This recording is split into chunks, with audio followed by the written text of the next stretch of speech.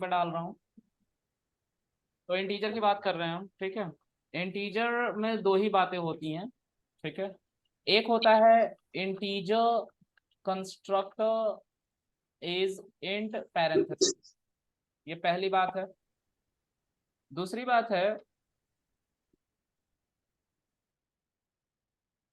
बात है integer literal is zero, ठीक है। ये दो बहुत इंपॉर्टेंट बात है। अभी आप लोगों को ये कंस्ट्रक्टर और लिटरल दिख रहा है, ये बहुत फ्रीक्वेंट आएगा सभी डेटा टाइप में, ठीक है, जैसे जैसे हम आगे की तरफ बढ़ेंगे, ठीक है। चलो इसको हम नोट्स की तरह रहने देते हैं, ठीक है, और एक एक करके समझेंगे कि ये क्या थे। तो इंटीजर के बारे में कुछ और भी है। इंटीजर उन डेटा टाइप को कहते हैं जो हमें हेल्प करते हैं काउंटिंग से रिलेटेड। सपोज करें कोई भाषा आप सीखने गए हो, कोई लैंग्वेज सीख रहे हो, उस लैंग्वेज को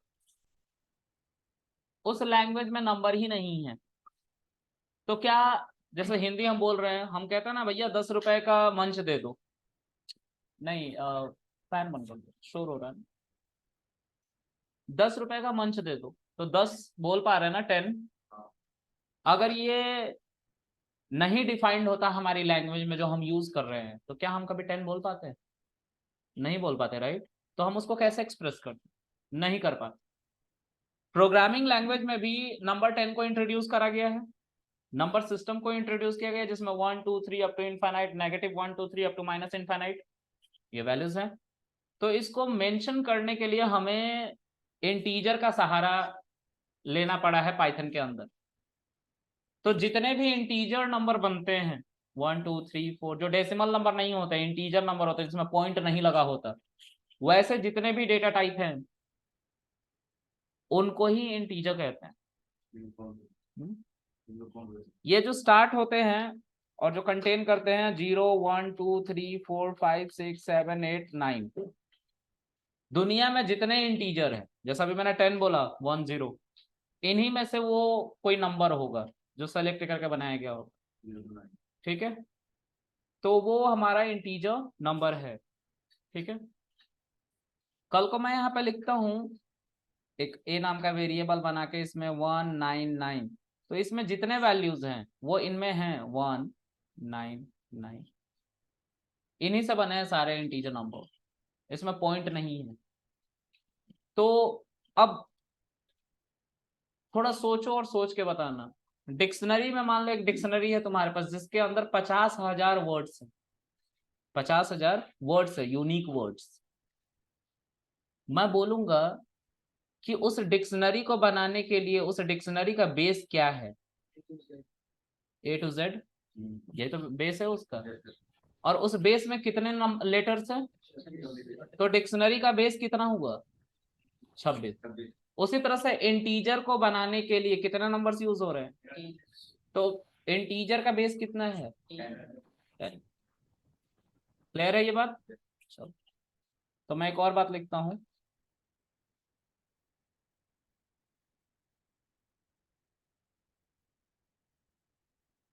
इंटीजर बेस इज 10, ठीक है। अच्छा, अब मैं इनको एक्सप्लेन करता हूँ, है ना। a इज इक्वल टू 10, ए एक वेरिएबल है, एक कंटेनर जिसके अंदर हमने 10 को रखा है। मैथ्स में हमने पढ़ा है a is equal to 10, b is equal to 20, और a प्लस b करोगे तो 30, ये होगा। मैथ्स में ये पढ़ रखा है, बिल्कुल वैसे ही पाइथन भी चलता है। a इज इक्वल टू 10, है ना। b is equal to shift enter,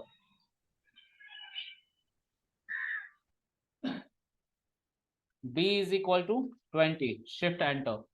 अब मेमोरी में मतलब प्रिंट ए करोगे तो तुम्हें 10 मिलेगा, और प्रिंट बी करोगे तो 20 मिलेगा, ठीक है। मिल रहा है। अगर मैं इन दोनों को ऐड करूं तो क्या मिलेगा? 30 मिलेगा।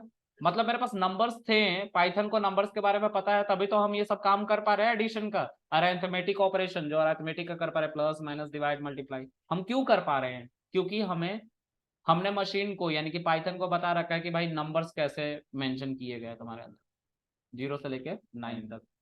ठीक है, तो अगर तुम यहाँ पे a+b लिखोगे तो तुम्हें क्या मिलेगा? वेरिएबल को कभी भी स्ट्रिंग के अंदर मत लिखना। स्ट्रिंग के अंदर लिखोगे तो वो आउटपुट नहीं देगा, बल्कि उस वैल्यू को एज इट इज प्रिंट कर देगा। ठीक है, फॉर एग्जाम्पल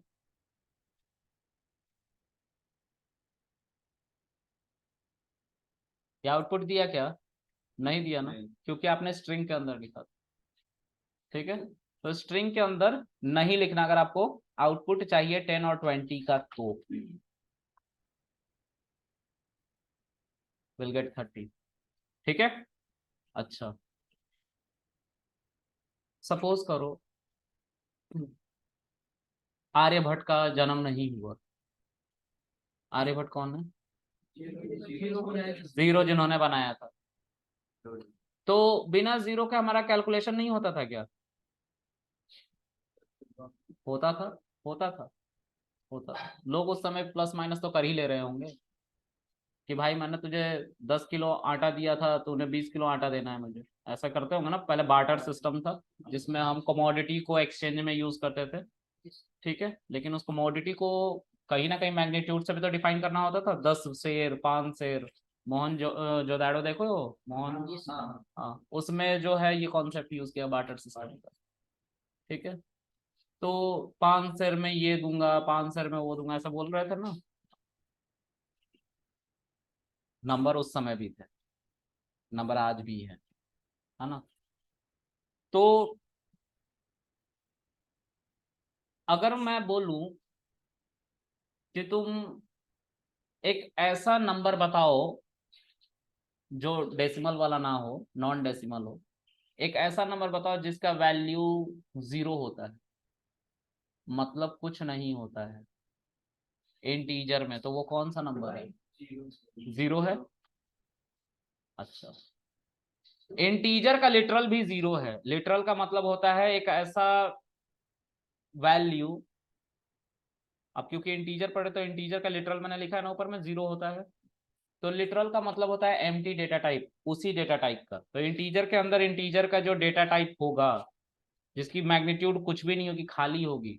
0 का मतलब कुछ भी नहीं, मतलब खाली। कोई भी चीज कुछ भी नहीं मतलब 0, 0 मतलब खाली। तुम्हारे पास कितने रुपए है? मेरे पास 0 रुपए, मतलब पॉकेट खाली है। 0 कुछ होता नहीं है। ठीक है, अगर तुमसे कोई बोले कि इंटीजर डेटा टाइप बनाओ, इंटीजर का एक डेटा टाइप बनाओ, जैसे a = 0, लेकिन वो खाली होनी चाहिए, तो मैं यही लिखूंगा। इसका क्या मतलब है? एम्प्टी डेटा टाइप है, किसका? इंटीजर का। ठीक है, अच्छा एक और तरीका है इसी को बनाने का, कंस्ट्रक्टर का तरीका। अभी मैं इस टर्म को नहीं बता सकता कि कंस्ट्रक्टर क्या होता है, सही वक्त पे बताऊंगा। कंस्ट्रक्टर, अभी के लिए मान लो कि इंटीजर का कंस्ट्रक्टर इंट पैरेंथेसिस है। अगर मैं एक बी नाम के वेरिएबल को इंट पैरेंथेसिस दे दूं और प्रिंट भी करो तो मुझे फिर से 0 मिलेगा। मतलब दो तरीके से हम इंटीजर का एम्प्टी वैल्यूज जनरेट कर सकते हैं। दो तरीके से, एक इंटीजर कंस्ट्रक्टर और दूसरा खुद लिटरल जो कि 0 था। ये क्लियर है? अगर कोई मुझसे बोले कि इंटीजर का एम्प्टी डेटा टाइप कैसे बना सकते हो तुम, तो मैं बोलूंगा दो तरीके। एक, खुद लिटरल 0 लिख दो किसी वेरिएबल को। दूसरा, इंट पैरेंथेसिस कंस्ट्रक्टर लिख दो उसका।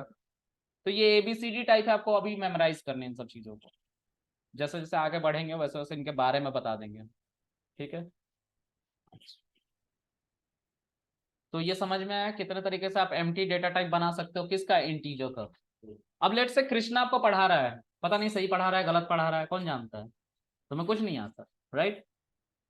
तो अगर मैं सही पढ़ा रहा हूँ या गलत पढ़ा रहा हूँ, डेटा टाइप के बारे में पढ़ा रहा हूँ, तो मैं पता करना है कि कृष्णा जो डेटा टाइप इंटीजर कह रहा है उसका INT होता भी है कि नहीं होता है। इंट, इंट पैरेंथेसिस पढ़ा रहा हूँ ना, तो इंट डेटा टाइप होगा।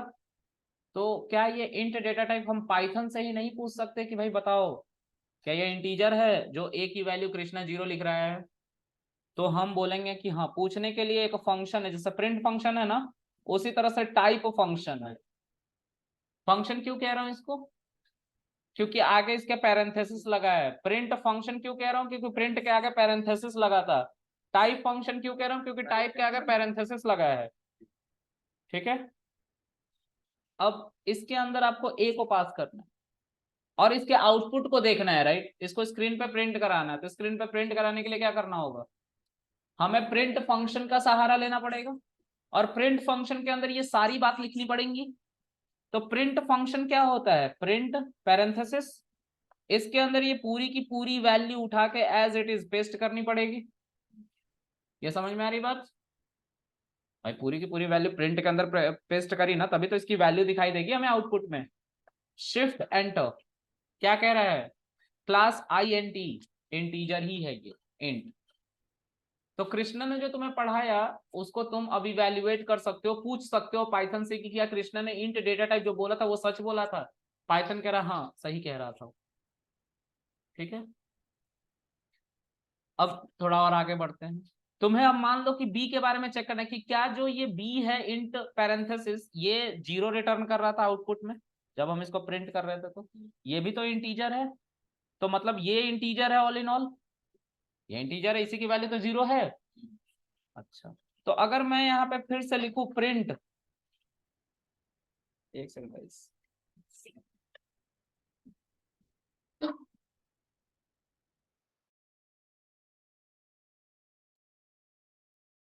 तो गाइस यहाँ पे जो है सिनेरियो वो ये है कि अगर मैं बी को भी चेक करना चाहता हूं कि क्या वो इंटीजर है, तो हमें क्या करना पड़ेगा? प्रिंट के अंदर लिखना पड़ेगा टाइप फंक्शन। ठीक है, type function, type parenthesis, type function, इसको किसके अंदर लिखा है? प्रिंट फंक्शन के अंदर। ठीक है, अब इसके अंदर इस ब्रैकेट के अंदर मुझे क्या लिखना पड़ेगा? बी। और रन करेंगे शिफ्ट एंटर प्रेस करके तो मुझे क्लास इंट दिखेगा। क्लियर है? अपोस्ट्रोफी, तो ये वैल्यूज दे रहे हैं ना, इनको डबल कोट में नहीं लिखेंगे। डबल कोट में किसको लिखेंगे? जो वैल्यू मुझे एज इट इज चाहिए। इनकी तो वैल्यू इवेल्युएट होके आ रही है ना। देखो मुझे अगर ये वैल्यू एज इट इज चाहिए होती ना, तो मैं इनको डबल कोट में लिख देता, देखो ऐसे ही मिल गई। लेकिन मुझे इसकी एक कैलकुलेटेड वैल्यू चाहिए, जो बी की वैल्यू यहां से लेके आ रहा है ना? टाइप फंक्शन एक फाइल सिस्टम रखी हुई है पाइथन में, उसमें से आ रहा है। प्रिंट फंक्शन कहीं और से आ रहा है, तो इन सब की वैल्यू कलेक्टिवली एक साथ तुम्हें आउटपुट दे रही है। तो इसीलिए हमने इसको ऐसे ना लिखते हुए कैसे लिखा है? बिना डबल कोट के, आइसोलेशन में, शिफ्ट एंटर, क्लास एंड।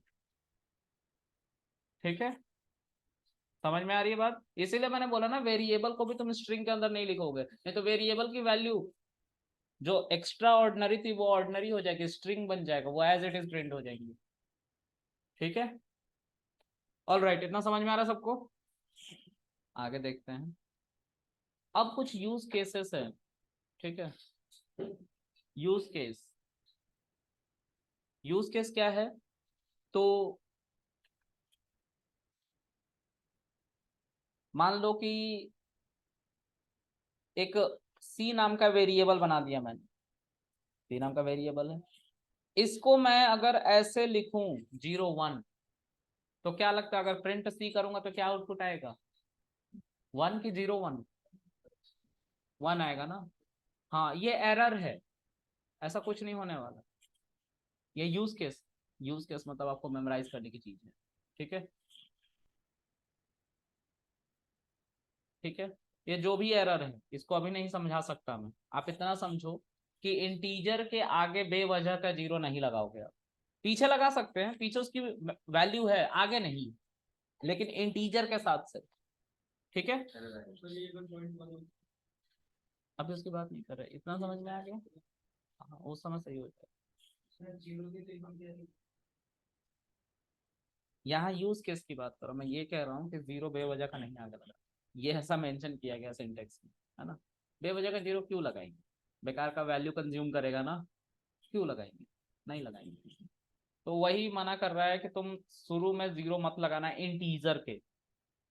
ठीक है, हाँ, तो इसलिए ये एरर दे रहा। तो कभी भी आपको लिखना होगा तो आप ऐसे लिखोगे, ना कि 0 1 लिखोगे। मल्टीपल टाइम 0 1 भी नहीं लिखोगे, वो भी एरर है। ठीक है, 0 आगे नहीं लिखना किसी भी नंबर के, अगर वो इंटीजर है उसमें पॉइंट नहीं लगा हुआ है तो। ठीक है, इतना समझ में आ रहा सबको? अच्छा, मैं कीबोर्ड से ए प्रेस करता हूं, आपको लग रहा है कि मैंने ए प्रेस किया है क्योंकि हम यही जानते हैं, हम यही समझते हैं, लेकिन मशीन के लिए ये ए नहीं है। मशीन के लिए ये एक बाइनरी नंबर है, और इस बाइनरी नंबर का डेरिवेशन एस्की नंबर सेट से हुआ है। एस्की एनसी ने बनाया है। एनसी एक अमेरिका में संस्था है जो कंप्यूटर रिलेटेड डिसीजन लेती है। एनसी ने 128 कैरेक्टर सेट का एस्की कैरेक्टर सेट निकाला था। क्यों निकाला था? क्योंकि कंप्यूटर जब पहली बार आए थे तो उनको अपने वर्ड समझा पाए, अपने लेटर समझा पाए, अपने स्पेशल कैरेक्टर समझा पाए इंग्लिश कीबोर्ड, इसलिए उन्होंने एस्की कैरेक्टर सेट निकाला था।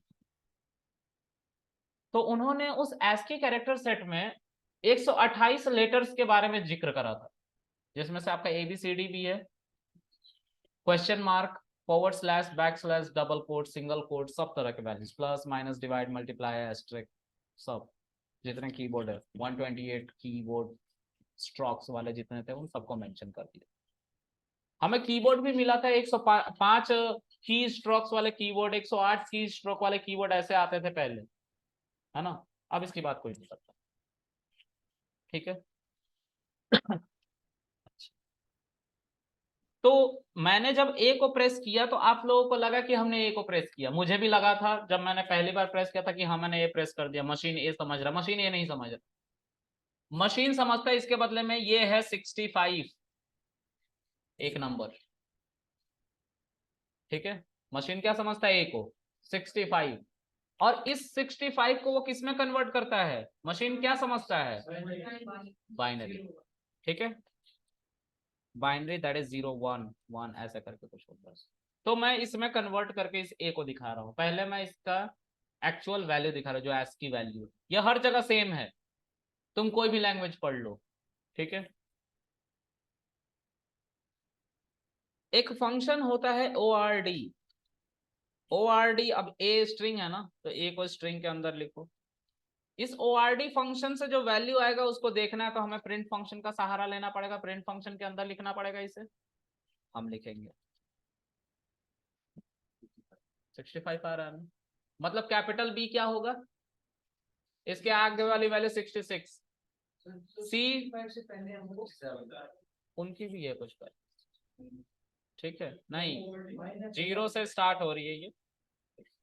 चलो हाथ उठा लो, मैं पूछो।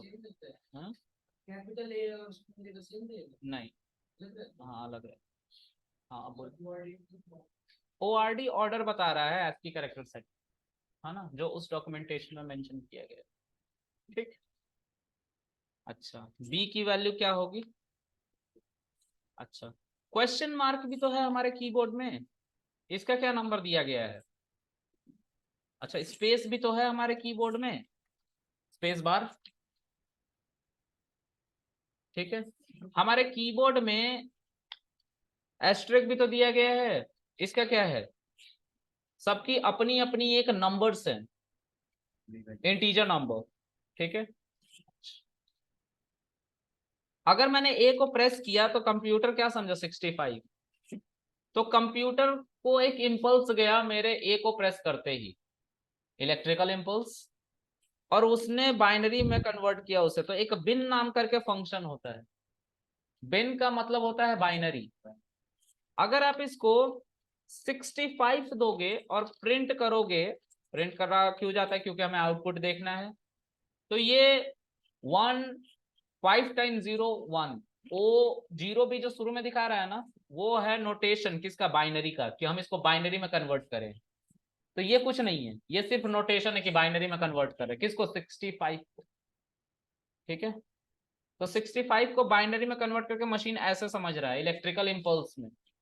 कुछ ऐसा ग्राफ अगर मैं बनाने की कोशिश करूँ, ऐसा एक्चुअल में नहीं होगा लेकिन देख लो, मान लो ऐसा एक ग्राफ है, ये है 0 वोल्टेज मान लो, और ये है 1 वोल्टेज। ठीक है, तो ये है 1। ठीक है, फिर यहां से लेके यहां तक 0, फिर यहां से लेके यहां तक 0, फिर यहां से लेके यहां तक 0, फिर यहां से लेके यहां तक 0, फिर यहां से लेके यहां तक 0, फिर इलेक्ट्रिकल इंपल्स ऊपर उठा। इस फॉर्म में कुछ हमारा डेटा समझा गया मशीन के द्वारा। ठीक है, ये बस समझाने के लिए बनाया है, ऐसा होता नहीं एक्चुअल में, कुछ अलग होता है। ठीक है, इनको इलेक्ट्रिकल इंपल्स कह रहे हैं। ठीक है, ओके। तो ये हमारा 65 जो तुमने नंबर ए के लिए डिफाइन किया गया था एसकी कैरेक्टर सेट में, जब ए को प्रेस कर रहे थे तो पीछे इतना कन्वर्जन चला था। पहले उसका 65 समझेगा और 65 को बाइनरी में कन्वर्ट किया गया, बाइनरी के बाद उसको मशीन ने समझा, मशीन ने फिर आउटपुट दिया तुम्हें ए। जब मैंने ए को प्रेस किया तो तुम्हें लगता है बहुत जल्दी हो रहा है ये काम, हाँ मशीन जल्दी काम करती है इसलिए जल्दी लग रहा है।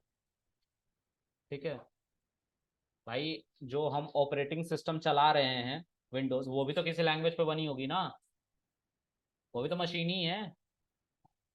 उनको भी ASCII कैरेक्टर सेट बताया गया।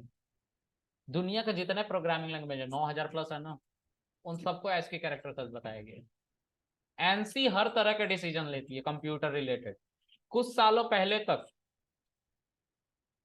आईपी जो एड्रेस होती थी 192.168.1.1 ऐसा कुछ होता था, और लास्ट में हमारा राउटर जो हमें देता था वैल्यूज, मतलब आईपी देता था डायनेमिकली जो दी जाती है। ठीक है, जैसे 0 से लेके 1 से लेकर 24 तक होता है, एक राउटर से 24 पोर्ट निकलते हैं। ठीक है, 24 गैजेट उससे कनेक्ट हो सकते हैं, तो ऐसा कुछ होता है। तो ये चेंज होते रहता है हर डिवाइस में। ठीक है, इसमें ये जो आईपी एड्रेस बनाने के लिए जो नंबर सिस्टम का यूज किया गया, ये इंटीजर डेसिमल नंबर सिस्टम इसको कहते हैं। Decimal number system, decimal number system वही नंबर सिस्टम है जो यहाँ पे आपको दिख रहा है, जो 0 से लेके 9 तक की वैल्यू को यूज करके बनाए गए हैं, यानी कि इंटीजर। क्लियर है, ये डेसिमल नंबर सिस्टम। ऐसे 3 और नंबर सिस्टम में बताऊंगा आगे चलते, जैसे जैसे वक्त आएगा मैं बताते जाऊंगा। ठीक है, तो एनसी ने क्या किया, एनसी जब इसको बनाया था तब हमारे घर में इतने डिवाइसेस नहीं थे। एक सिनेरियो समझते हैं, कुछ 2014 के आसपास की बात है, मैंने पहला स्मार्टफोन लिया था। उस समय सिर्फ मेरे पास स्मार्टफोन था। ठीक है, उससे पहले नहीं था स्मार्टफोन, उससे पहले कीपैड वाला फोन था जिसमें नेटवर्क आते थे, टावर आता था। राइट, टावर आया करते थे हम। आया, बात कर रहा हूँ मैं, रुक जा, है ना।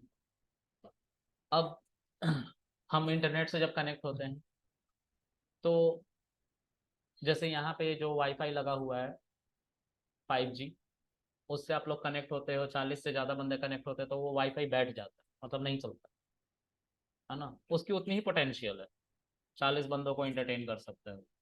उससे ज़्यादा कनेक्ट होने लगते हैं तो वो क्या करता है, क्रैश हो जाता है। ठीक है, गैजेट ज़्यादा हो गए इसलिए। अचानक से हमारी लाइफ में वही हुआ है 2014 के बाद, जब जियो सर्विसेज स्टार्ट हुई, जब फ्री में आपको इंटरनेट चलाने का मौका मिला और आपने गर्दा ही उड़ा दिया, पूरा धुआं धुआं कर दिया हिंदुस्तान में डेटा का। और आज इंडिया वर्ल्ड में नंबर 1 पे है, सबसे ज्यादा डेटा और सबसे लो रेट में डेटा के मामले में।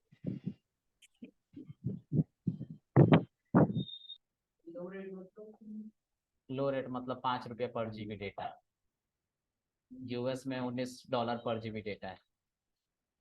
$19 ऐसे ही कुछ है। चलो खैर जो भी है, $19 ज्यादा ही मैंने बोल दिया, शायद थोड़ा कम है। जो खैर को भी होगा, मैंने एक सीरीज देखी तो उसमें उसने बोला था $20 for data for 1 day, too much.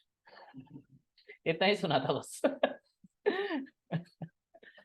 तो कहने का मेरा मतलब ये है कि अब हमारे पास एक सिनेरियो, मेरे पास एक सिनेरियो है कि मेरे पास 3 डिवाइसेस है, एक टैब है, एक फोन है और एक लैपटॉप है। ये सबको कनेक्ट होना होता है मेरे वाईफाई से, तो हमें उतने आईपी एड्रेसेस चाहिए। ये आईपी एड्रेसेस उतने गैजेट को, अब मैं अकेले 3 डिवाइसेस यूज कर रहा हूँ, हिंदुस्तान की आबादी 140 करोड़ की है, मान के चलते हैं 500 करोड़ लोग डेटा यूज कर रहे हैं, मतलब डिवाइसेस कनेक्ट होती हैं। वर्ल्ड में और भी लोग हैं, क्योंकि ये जो सर्विसेज है ये ग्लोबल सर्विसेज है, नेशनल सर्विसेज नहीं है। आप इंटरनेट से कनेक्ट होते हो तो ग्लोबली कनेक्ट होते हो, ऐसा नहीं है हिंदुस्तान का इंटरनेट अलग चल रहा है, चाइना का अलग चल रहा है, ऐसा नहीं है। ठीक है, नॉर्थ कोरिया का अलग चल रहा है, ऐसा नहीं। वो भले ही तानाशाह है, इंटरनेट यूज करने उसे आना पड़ता है ग्लोबली, है ना। उसका भी खत्म होने दो मेरी बात। उसके बाद एस की कैरेक्टर सेट उसको भी मानना पड़ता है, क्योंकि वो भी इससे अछूता नहीं रहा, इंटरनेट यूज कर रहा है ना, यूज कर रहा तो सर्विसेज कौन देगा, ग्लोबली आ रही है ना सर्विसेज। अच्छा, तो हमें वाईफाई के, जो हम वाईफाई का वो दे रहे हैं, आईपी एड्रेसेस दे रहे हैं, क्योंकि डिवाइस का मैक एड्रेस होता है जो स्टैटिक होता है, हर डिवाइस का अपना मैक एड्रेस होता है, लेकिन आईपी एड्रेस डायनेमिकली उसको एलोकेट होती है राउटर के द्वारा या आईएसपी के द्वारा, इंटरनेट सर्विस प्रोवाइडर, जियो, एयरटेल, आईएसपीज है। अब ये कैपेबल नहीं रहे इतने सारे डिवाइसेस को एंटरटेन करने के लिए, उस केस में एनसी ने फिर एक डिसीजन लिया, हम IPv6 लॉन्च कर रहे हैं। तो डेसिमल नंबर सिस्टम से हेक्साडेसिमल नंबर सिस्टम की तरफ वो मूव कर गए। अब जो आईपी एड्रेसेस देखने को मिलती हैं वो ऐसी देखने को मिलती हैं।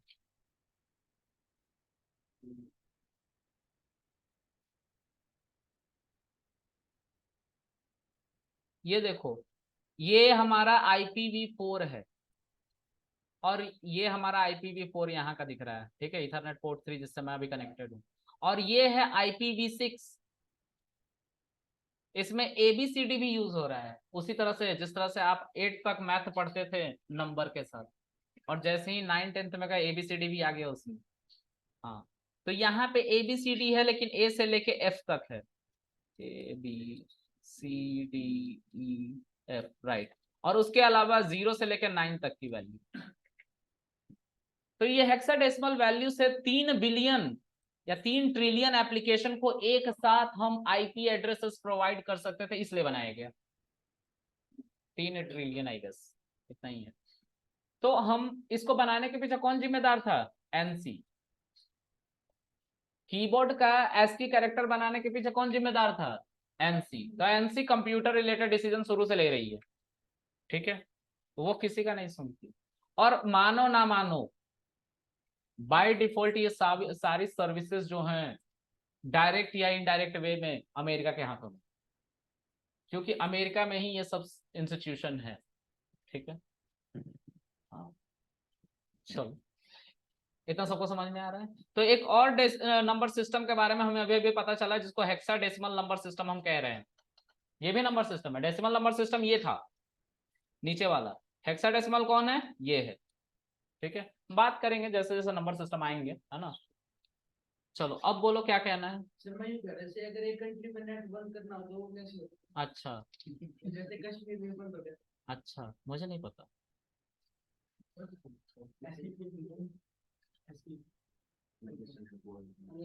अमेरिकन स्टैंडर्ड कोड इंस्टीट्यूट ऐसे ही कुछ कर रहा होता है, चेक करिए, मुझे नहीं पता है इसकी क्या वैल्यू, पता करना, ठीक है। अब पता करके मुझे भी बताना, जी के बांटने से बढ़ती है। अरे तो गूगल करो ना यार, एस की फुल फॉर्म पढ़ लो, American standard code of information and क्या था, इंटरचेंज। इतना क्या ही रिसर्च करना है, तुमने तो हद ही कर दी। हाँ बिल्कुल, हम इसका नाम देने वाले हैं इंटीजर इस फाइल का, ठीक है, ओके, ये समझ में आया सबको।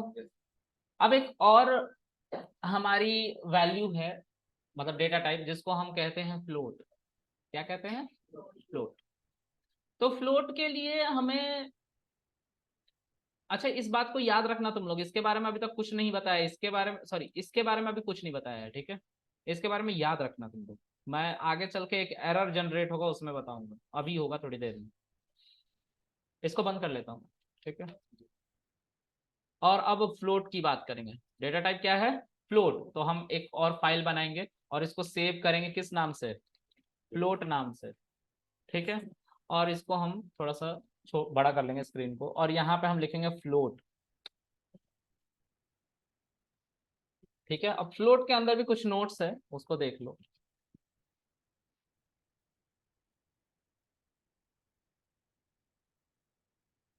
पैरेंथेसिस, ठीक है। फ्लोट का जो लिटरल होता है वो होता है 0.0, बस इतना ही है। ये दो बातें समझते हैं। ये भी एक डेटा टाइप है, ठीक है। अच्छा, एक दिन मैं बैठा हुआ था घर पे, और पड़ोस वाली आंटी लड़ रही थी सब्जी वाले से, भैया पिछले महीने टमाटर जो था 9 रुपये 50 पैसे का था, इस महीने आपने 10 रुपये 50 पैसे का कैसे कर दिया? 1 रुपए की महंगाई, पूरे 10%। इतनी तेजी से तो हमारी सैलरी भी नहीं बढ़ रही हस्बैंड की। मतलब आंटी 10.5 रुपए बोल पा रही थी, राइट? बोल पा रही थी ना, मतलब आंटी ने इस चीज को सीखा है अपनी लैंग्वेज में, जो हिंदी वो हिंदी में बात करी थी उस लैंग्वेज में 10.5 यानी कि डेसिमल नंबर सिस्टम का कॉन्सेप्ट है। उस लैंग्वेज में 10.5 के बारे में उनको बताया गया कि भाई पॉइंट वैल्यूज भी होती हैं, 9.5 रुपए होते हैं, 10.5 रुपए होते हैं, 9.75 रुपए भी होते हैं, ऐसा करके उनको बताया गया है, या उन्होंने कहीं ना कहीं से पता कर लिया। लेकिन उस लैंग्वेज में था, और वो बंदा सामने वाला भी समझ रहा था, मतलब वो लैंग्वेज वो भी इस्तेमाल कर रहा था।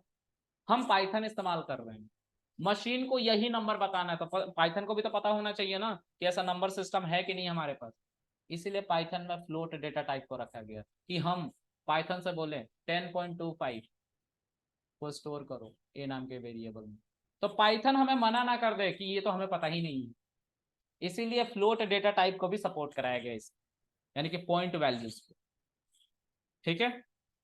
क्योंकि कल को अगर मैं पाइथन से एक बैंकिंग एप्लीकेशन बनाने जाऊं, तो कस्टमर का जो पैसा रहेगा 10.25 पैसे हैं तुम्हारे अकाउंट में, क्योंकि तुम बेरोजगार हो। हाँ, गरीब। हाँ कह रहा है वो, कितना सही लड़का है वो। हाँ कह दिया उसने।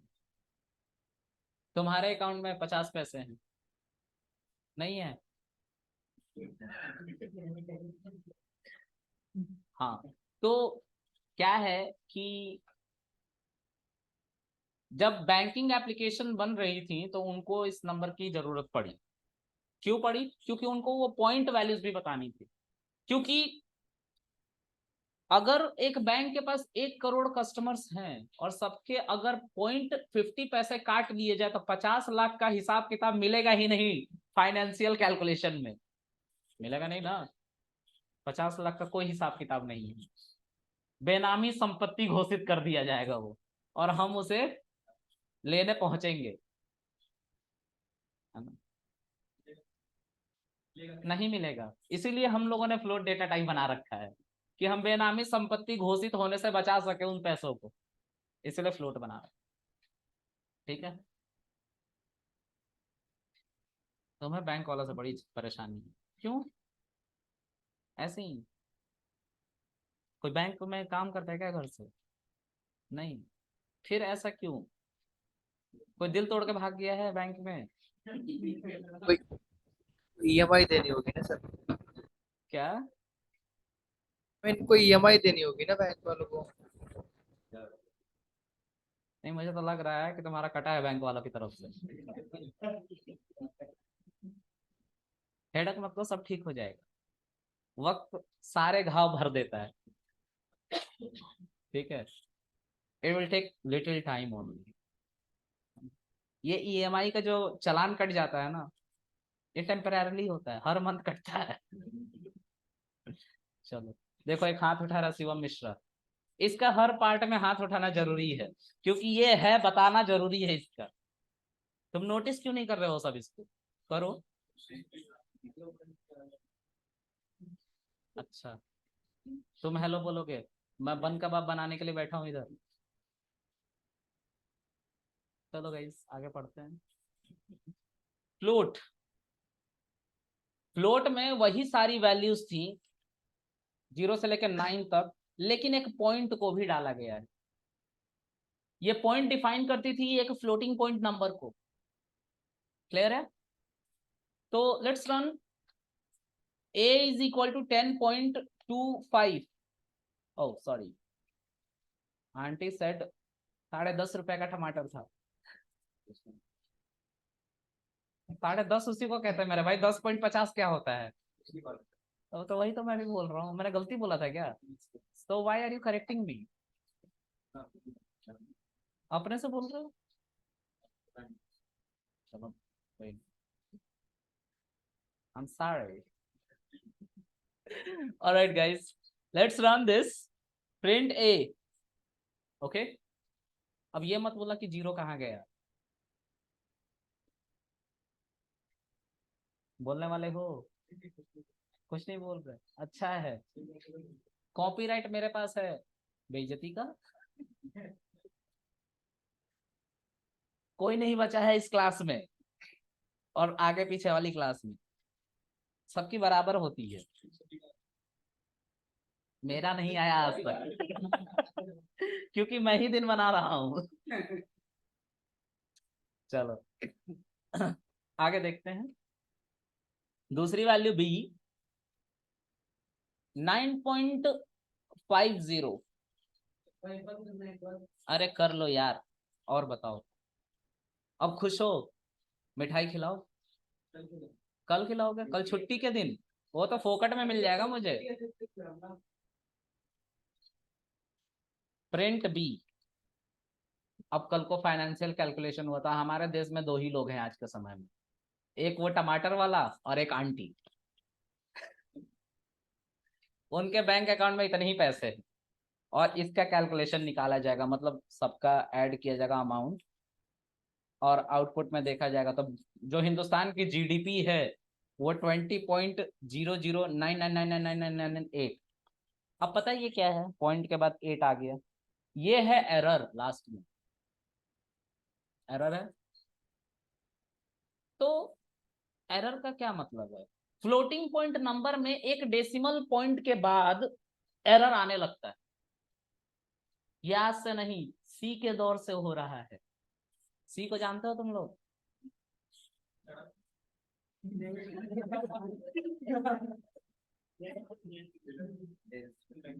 तुम सी लैंग्वेज को छोड़ो, दूसरे सी के बारे में समझो अपने आप।